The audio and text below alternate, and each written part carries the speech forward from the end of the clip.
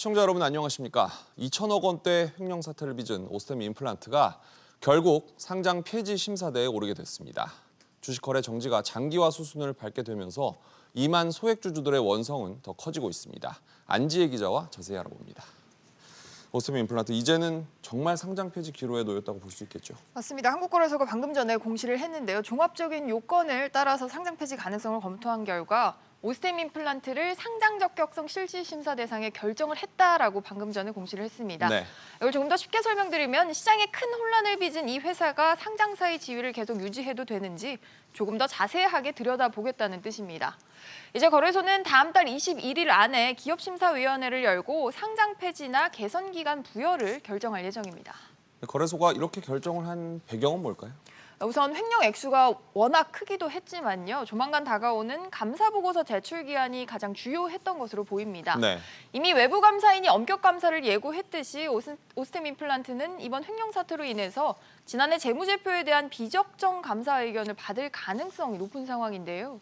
만약 보고서가 문제가 없다고 하더라도 제출 기한을 넘기면 상장 폐지 사유에 해당되는 만큼 주식 거래는 어차피 또 다시 정지가 될 수 있습니다. 그렇군요. 때문에 섣불리 거래 재개를 했다가 추가로 진입하는 투자자의 피해를 막기 위해서라도 우선 이렇게 상장 적격성 실질 심사 대상에 올리고 감사 보고서가 추후에 나오기 전까지 거래소가 시간을 다소 번 것으로 풀이됩니다.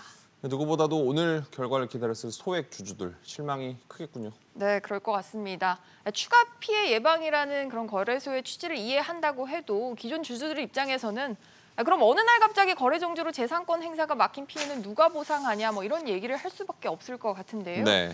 만약 실질 심사 대상이 아니다라는 결론이 나왔다면 주식 거래는 당장 내일부터 재개가 될 수 있었습니다.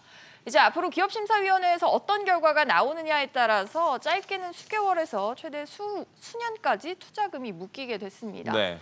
특히 빚내서 투자한 투자자 중에는 만기가 돌아왔지만 현금 상환이 어려운 경우 반대 매매를 당하는 분들도 속출할 것으로 보이고요. 일부는 이미 회사를 상대로 손해배상 소송에 돌입을 했습니다. 오스템 임플란트의 소액주주는 지난 2020년 말 기준으로 2만여 명으로 추산됩니다.